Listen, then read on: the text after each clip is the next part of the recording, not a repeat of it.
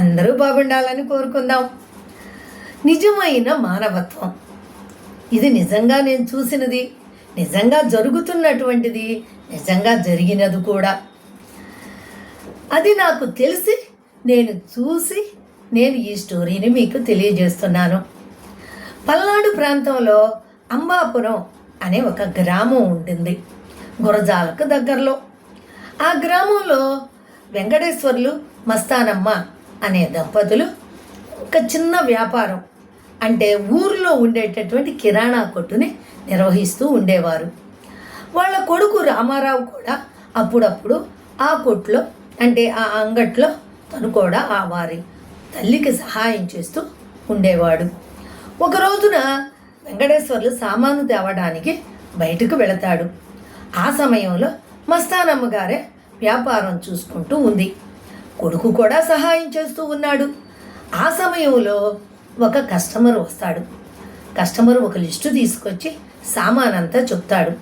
ఆ సరుకులన్నింటినీ కట్టేసిన తరువాత ఆ లిస్టు ప్రకారం బిల్లు వేయగా 300 రూపాయలు వచ్చింది. అప్పుడు మస్తానమ్మ గారు, అయ్యా నీ బిల్లు 300 వచ్చింది, కాబట్టి ఆ డబ్బును ఇచ్చి సామాను పట్టుకెళ్ళండి, ఈ సరుకులను తీసుకువెళ్ళండి అని చెప్తుంది. అప్పుడు ఆ కస్టమర్ జేబులన్నీ వెతుక్కొని 290 రూపాయలే ఆయన దగ్గర ఉంటాయి, 10 రూపాయలు తక్కువగా ఉన్నాయి. అప్పుడు మరి అయ్యా అమ్మా, నా దగ్గర ఒక 10 రూపాయలు తక్కువ ఉంది, ఇది రేపు ఇస్తాను, ఈరోజు అప్పుగా నాకు అది ఇవ్వండి, ఈ సరుకులు పట్టుకెళ్తాను అని అంటాడు. అంటే వెంటనే మస్తానమ్మ గారు, లేదు లేదు, మేము అలా సరుకులు ఇవ్వం, మేము అప్పిచ్చే కొట్టు కాదు మాది, మేము అలా సరుకులు ఇయ్యం అని ఖరాఖండిగా చెప్పేసింది. అమ్మా, మీరు డబ్బుల కోసం చూస్తున్నారు. నేను 3 రోజుల నుంచి నేను కానీ నా భార్య కానీ పిల్లలు కానీ భోజనం చేయకుండా పస్తులు ఉన్నాం. కష్టపడిన డబ్బులు రాక మేము తిండి లేకుండా ఈ 3 రోజుల నుంచి ఉన్నాం. ఇప్పుడు వచ్చిన డబ్బులతో నేను సరుకులు తీసుకువెళ్తున్నాను. కాబట్టి దయచేసి ఆ 10 రూపాయలు అప్పుగా ఇస్తే రేపు వచ్చి నేను మీకు ఆ 10 రూపాయలు చెల్లిస్తాను అని దీనంగా వేడుకుంటాడు. అప్పుడు వెంటనే మస్తానమ్మ గారు, ఉండు అని గబగబా లోపలికి వెళ్ళి ఒక పళ్ళెం నిండా అన్నం తీసుకొని దానిలో కూరలు అవి వేసి అతని ముందు పెట్టి, ముందు నువ్వు ఈ అన్నం తిను, తర్వాత నీ పిల్లలకు కూడా పెట్టిస్తాను, నువ్వు ఇంటికి పట్టుకెళ్దు కానీ అని అంటుంది. వెంటనే అతను ఆకలితో ఆ అన్నాన్ని గబగబా తినేస్తాడు.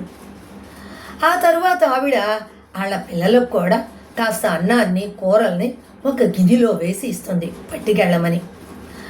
అది చూసినటువంటి ఆవిడ కొడుకు రామారావు అడుగుతాడు, అమ్మా, ఇప్పుడు 10 రూపాయలు నువ్వు అతనికి అప్పు ఇవ్వటానికి ఇవ్వనని ఖరాఖండిగా చెప్పావు, చాలా సీరియస్గా చెప్పావు, అది కూడా మరి అతనికి భోజనం పెట్టావు, అలాగే వాళ్ళ పిల్లలకు కూడా భోజనాన్ని పంపిస్తున్నావు, ఇదేంటమ్మా అని అడుగుతాడు. అప్పుడు ఆ తల్లి చిరునవ్వుతో ఇలా చెప్తుంది, వ్యాపారం చేసే సమయంలో ఎప్పుడూ కూడా దయ చూపకూడదు, కానీ సేవ చేసే సమయంలో ఎప్పుడూ వ్యాపారం చేయకూడదు. వ్యాపారంలో న్యాయం, క్రమశిక్షణ ఎంతో ముఖ్యం.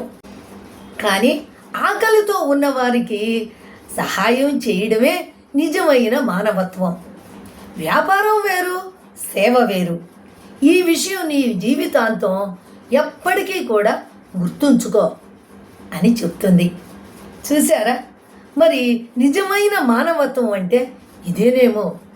నేను ఆవిడతో నాకు స్నేహభావం ఉంది, నేను కూడా అలాంటి సహాయాన్ని పొందినటువంటి దాన్ని ఆవిడ దగ్గర, మరియు ఇప్పటికీ కూడా ఆవిడ అలాగే ఇతరులకు సహాయం చేస్తూ వ్యాపారాన్ని నిక్కచ్చిగా చేస్తూ ఉంటారు. నాతో కూడా అంతే, వ్యాపార విషయంలో చాలా నిక్కచ్చిగా ఉంటారు, సహాయం చేసే విషయంలో చాలా మానవత్వాన్ని చూపుతూ ఉంటారు. అది ఆవిడలో ఉండేటటువంటి గొప్ప గుణం. అది నాకు తెలుసు కాబట్టి నేను మీకు తెలియజేస్తున్నాను. మీరు కూడా ఇలాంటి మానవత్వాన్ని ఆచరించాలని నా ఆకాంక్ష. నేను కూడా ఆవిడని చూసి కొద్దో గొప్ప నేర్చుకున్నానండి. మరి ఇది మీకు నచ్చినట్టయితే ఒక లైక్ చేయండి, అలాగే ఒక కామెంట్ ఇవ్వండి.